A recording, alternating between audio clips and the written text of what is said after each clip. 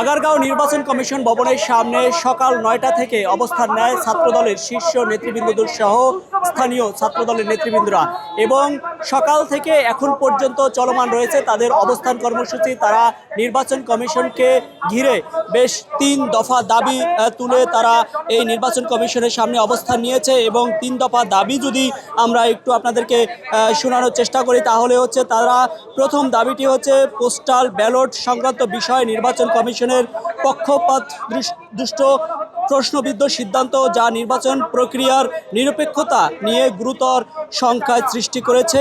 এবং দ্বিতীয় দাবিটি হচ্ছে তারা বিশেষ একটি রাজনৈতিক গোষ্ঠীর চাপের মুখে দায়িত্বশীল ও যৌক্তিক সিদ্ধান্তের পরিবর্তিতে হঠকারী ও অদূরদর্শিতা সিদ্ধান্ত গ্রহণ যা কমিশনের স্বাধীনতা ও পেশাদারিত্বকে প্রশ্নবিদ্ধ করে।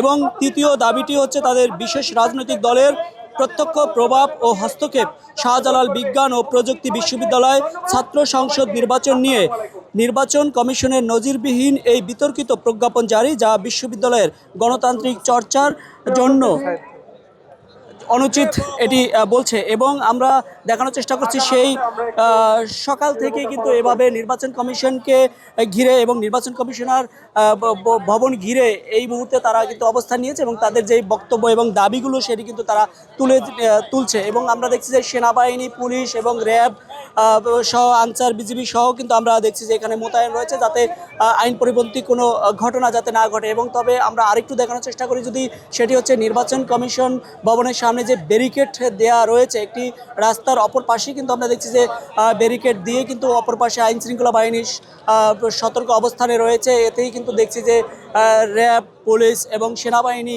কিন্তু রয়েছে। এবং এই মুহূর্তে বেশ 5টা নাগাদ হয়ে গেলেও কিন্তু আমরা লক্ষ্য করতে পারছি যে তাদের যে কর্মসূচি সেখান থেকে এখনও তারা ওঠেনি। তবে তারা কিছুক্ষণের মধ্যেই কিন্তু নতুন কোনো কর্মসূচি বা নতুন কোনো সিদ্ধান্ত নেবে কিনা সেটি কিন্তু তারা নিশ্চয়ই জানাবে।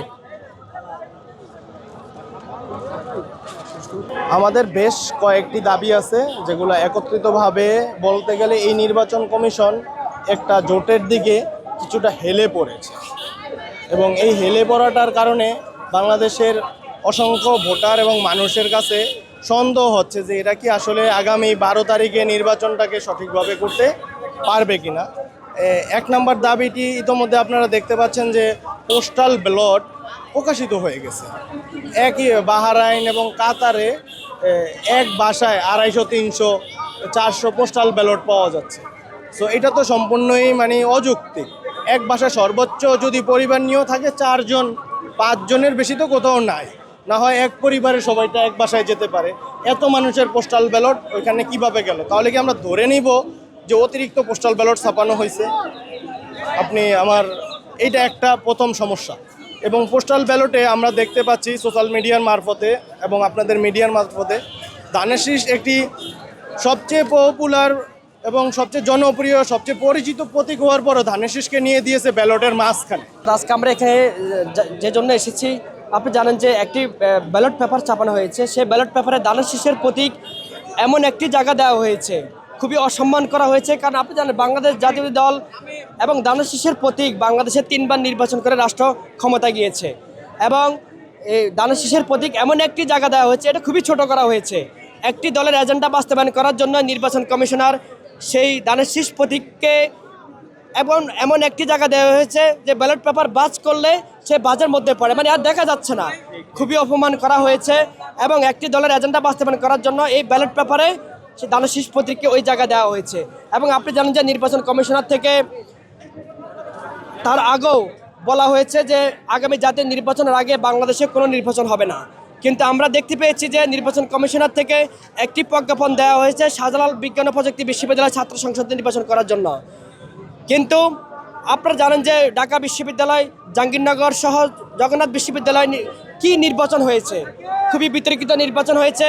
এবং একটি দলের এজেন্ডা বাস্তবায়ন করার জন্য সেই নির্বাচনগুলোকে যেভাবে এজেন্ডা বাস্তবায়ন করেছে বিতর্কিত নির্বাচন, সেই নির্বাচনকে বাস্তবায়ন করার জন্য শাহজালাল বিজ্ঞান ও প্রযুক্তি বিশ্ববিদ্যালয় নির্বাচনকে প্রজ্ঞাপন জারি করেছে একটি দলের এজেন্ডা বাস্তবায়ন করার জন্য। সেজন্য আমরা আজকে এখানে এসেছি। আপনারা জানেন যে আমরা গত 16-17 বছরে বাংলাদেশের কোনো জনগণ সুস্থ মতো ভোট দিতে পারে না। জুলাই আগস্টের গণ অভ্যুত্থানের পরে আমরা যারা সাধারণ মানুষ রয়েছি বা সাধারণ নেতাকর্মী রয়েছে, আমরা আশা করেছিলাম যে 12 তারিখে যে নির্বাচন হতে যাচ্ছে সেই নির্বাচনে বাংলাদেশের জনগণ একটি অবাধ এবং সুষ্ঠুভাবে তাদের ভোট প্রয়োগ করতে পারবে। আমরা দেখতে পাচ্ছি যে নির্বাচন কমিশনার